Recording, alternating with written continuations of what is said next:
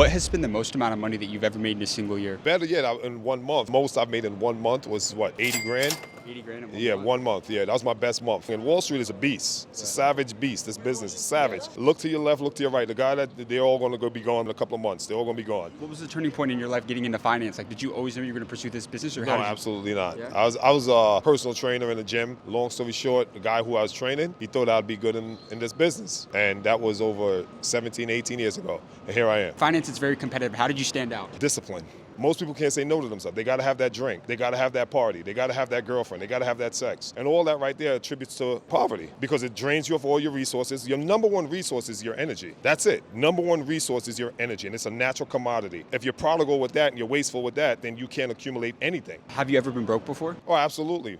Many times. How old were you when you became a millionaire? I would say in my 40s. When it comes to the way that people look at money, what would you say is the number one thing that separates the middle class from those who end up building that wealth? Spending habits. It's like people hate money, right? They got to get rid of it. I got to go buy. I got to keep up with the Joneses. The money's a frequency, and you have to get on the money frequency, like radio stations, TV stations. Like if you want to watch CNBC, right? You got to tune to that channel. You can't go to ABC to pick up frequency from CNBC, right? So the content of that channel you have to tune to. Money is a station, no different. So you have to tune to the consciousness of money. When you tune to the consciousness of money, then you get fed all the information necessary for you to accumulate wealth. Then you become magnetized. You become a money magnet, and you no longer have to chase it. See, we're taught to chase money. That's the worst thing you could teach somebody. You don't chase money. You become magnetized money-wise, and money chases you. You never chase money, just like women. You never chase anything. Right. Thank you so much for your time, sir. I really problem, appreciate man. that. Have a No great problem. day. What industry did you decide to pursue a career in? The acai bowl smoothie franchise industry. And how long have you been an entrepreneur for? My whole life. I started selling candy and goodies when I was 7 years old in school. Started a power washing company when I was 14 with my buddy. So I've been doing it my whole life. What has been the most amount of money that you've ever made in a single year? So this year, our business is going to do north of $20 million. $20 million.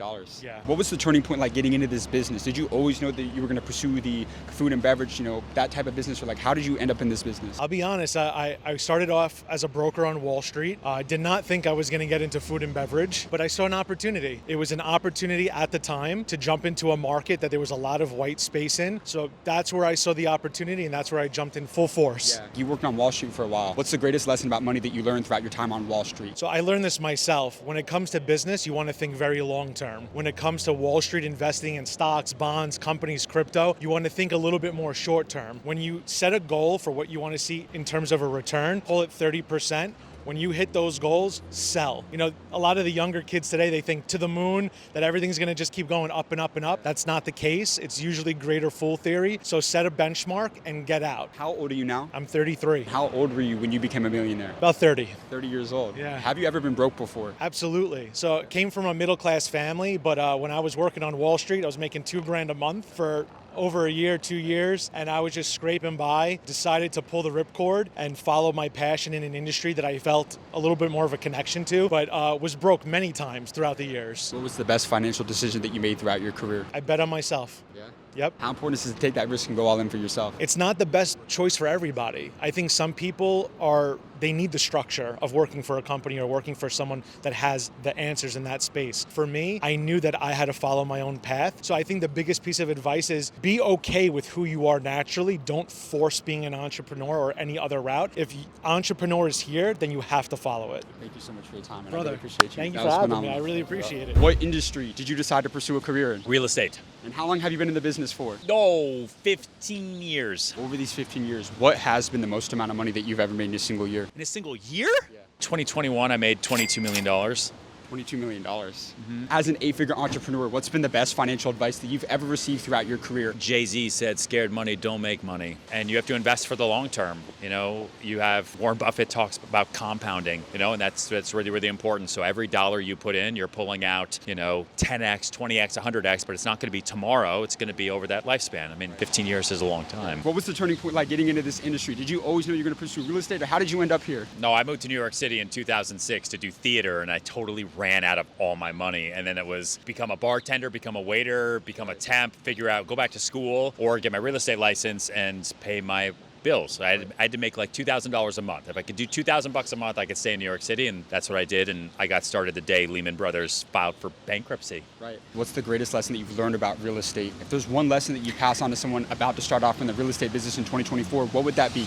Riches in niches, right? That's super important. Yeah. Like you pick your niche and you just go for it, and then endurance for the win. Because a lot of people will hop from kind of niche to niche to niche, and then it doesn't work out, and they see that it doesn't work out, and they see that as a brick wall instead of what it really is, which is just a speed bump. What's been the most amount of money worth of real estate that you've sold in a single year? This year we'll do probably $4.5 billion in sales this year. Yeah, but I mean, you have to understand, like we sell entire buildings, right? Like we're selling Mercedes-Benz in Miami right now. That's a $1.4 billion sellout, you know, and I'll sell it in, I mean, I'm going to try to sell it all in a year. Maybe it'll take me a little bit longer. The most expensive single home I've ever sold, I did, it was a couple different structures, but to like one person residentially, it was $195 million, and I did it in 2 days. How many billionaires have you met throughout your life? 94. 94. What's the greatest lesson that you've learned from networking with billionaires? They really understand the value of a dollar, which means they don't second guess spending it when it makes sense, but they also are super, super cheap when it makes sense because they understand what it took to get there, and they value their time more than anything. I made a video about it once, but I'd say almost a handful of billionaires that I've gone to dinner with, because we do closing dinners and things. You go to a nice restaurant,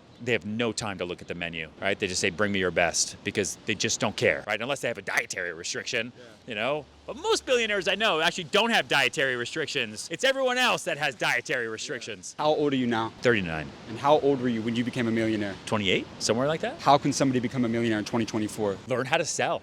Like sales is the greatest skill set of the new economy, because I think the rest of us who are pushed to go into student debt, to go to college, to not figure out how to pay it off, to get a W-2 job that's 9 to 5, to get a picket fence and have 2.2 kids. I think that dream was sold to us really hard, and I don't think it's real anymore, right? And it's really not. So for you to work for yourself, have 10 streams of income, doing whatever you want, whenever you want, however you want, like that is the greatest future that you can have, but you have to learn how to do it. It's a muscle. You got amazing advice. Thank you so much for your time, Thanks. man. I appreciate you, brother. How old are you now? I'm 48 and a half. 48 and a half. If you were to go back in time and have a conversation with your 20-year-old self when you were starting from zero, what's the best piece of advice that you would give to your younger self? That everything that you believe in intuitively is 100% right, and that the only flaw you have is your inability to be candorous to people that you love in work, and you're gonna need to figure that out because that's your kryptonite, and once you get that right, you got it. And so what I mean to everybody, Jalen, you, all of you, is most kids listen to other people that look like me instead of listening to themselves. Y'all know better than I know.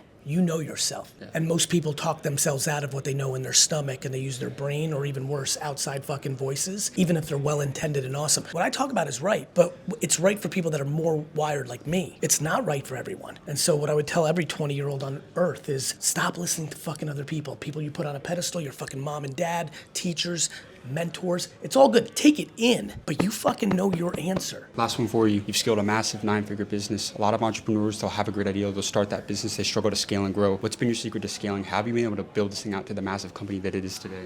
I'm willing to eat shit in a way that you kids don't want to. I'm willing to eat shit in a way that you kids don't want to. Lack of patience, entitlement at scale, giving a fuck about other people thinking you're successful versus being successful. I'm willing to eat shit, bro. Do you know what entrepreneurship is? What's that? Losing constantly with an occasional win. This shit is not fun. This is fighting. This shit's fighting. You get punched in the fucking face, but it's the best if you're a fighter. You understand? Yeah. But the problem is now everybody thinks it's cool to be a fighter when they might not be a fighter. Let me say this real quick because I know one 20-year-old's gonna get it and it's gonna change your life, and I can't wait to see you at the airport in 11 years and be like, that was the video. Do you know how much money the number 3 at Facebook made? How much? Billions. Everybody wants to be a number 1, but not everyone was built to be a number 1. There's no embarrassment of not being a number 1. The number 3 at the biggest companies in the world will make more than 99.999999999% of number 1s. And so just don't put this shit on a pedestal. Everything is great if it's who you actually are.